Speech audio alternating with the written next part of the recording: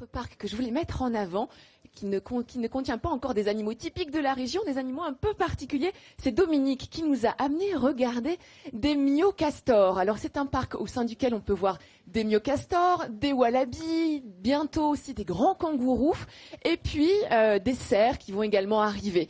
Donc c'est un parc que vous avez créé il y a combien de temps, Dominique? Oh, une trentaine d'années environ, 1984. Et alors, myocastor, quelle est la différence entre un myocastor et un castor pour nos téléspectateurs? Donc le myocastor, c'est une variété de castor qui est originaire d'Amérique du Sud, Chili, Brésil, Argentine. Il est déjà moins gros, puisque un mâle maximum fait environ une quinzaine de kilos, alors que le castor d'Europe, qui est beaucoup plus gros, qui a la queue plate, peut peser jusqu'à 30-35 kilos. C'est vrai que là, regardez, on va en tourner un. Regardez la queue vous prenez-en un dans vos bras, voilà Dominique. Regardez la queue du myocastor, vous voyez? C'est une queue ronde à la différence des queues plates des castors. En revanche, ils ont les pattes palmées, puisque c'est des animaux qui passent une bonne partie de leur temps dans l'eau. Et ils ont, regardez les jolies dents, les petites dents bien oranges, qui sont également typiques de ces espèces-là. Alors là, vous voyez, ils sont en train de manger, je crois même. Ils sont quand même bien familiers avec vous, hein. Oui, mais ça c'est des petits que l'on faisait caresser l'an dernier au mois de juillet-août, que les enfants prenaient dans leurs bras.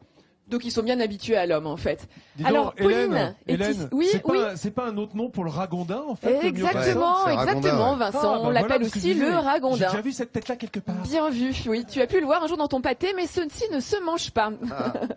Alors, Pauline, ici, a amené un autre animal qu'elle a dans sa poche. Alors, si je parle de poche, vous imaginez tout de suite, regardez ce qu'elle va nous sortir, Pauline. Regardez ce petit mignon. C'est un bébé kangourou qui a 2 mois. J'entends tout le monde qui fait « Oh !» Il y a tous les enfants là-bas, je pense qu'ils vont venir voir le bébé kangourou. Ils vont venir te voir, ça c'est sûr. Ils vont venir me voir. Alors la maman est pas loin, mais la maman a un petit peu peur des applaudissements et de la musique. Alors on a gardé que le petit bébé qui a 2 mois.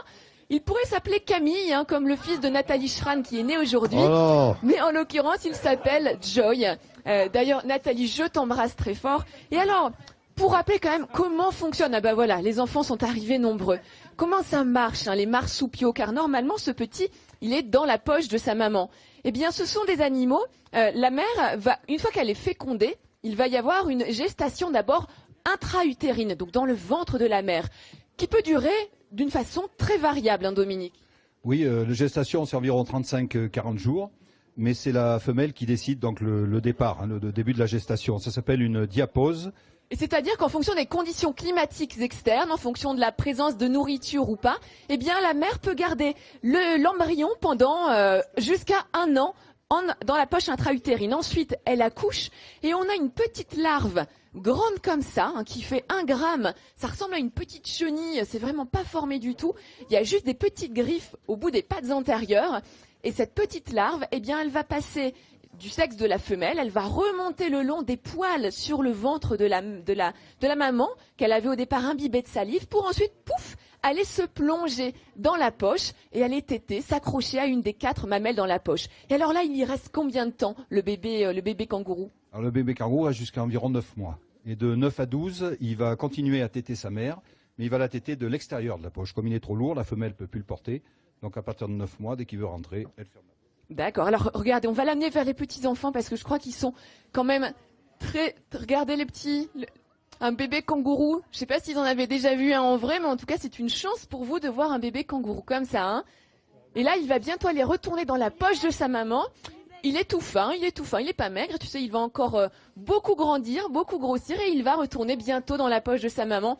Et d'ailleurs, on va laisser peut-être Pauline ensuite aller revoir la maman qui s'appelle Cathy, qui a 3 ans et qui, je pense, va commencer à s'impatienter. Regardez, voilà. Donc, Hélène, c'était une leçon de choses ce matin pour Midi en France. C'est une leçon de choses. Ah oui. Regarde, tiens, moi j'en ai trouvé une autre aussi de. Ça vous fera un petit souvenir de l'Auvergne. Ah c'est pour moi. Voilà. Ah moi voilà, je pars pas avec le bien. vrai, je pars pas avec un myocastor, mais je pars avec ma peluche. Le kangourou d'Auvergne, une grande spécialité. Et tous les jours, vous pouvez bien évidemment aller visiter le parc tous les jours qui est ouvert, qui sera heureux de recevoir tous les enfants pour voir toutes ces espèces extrêmement intéressantes.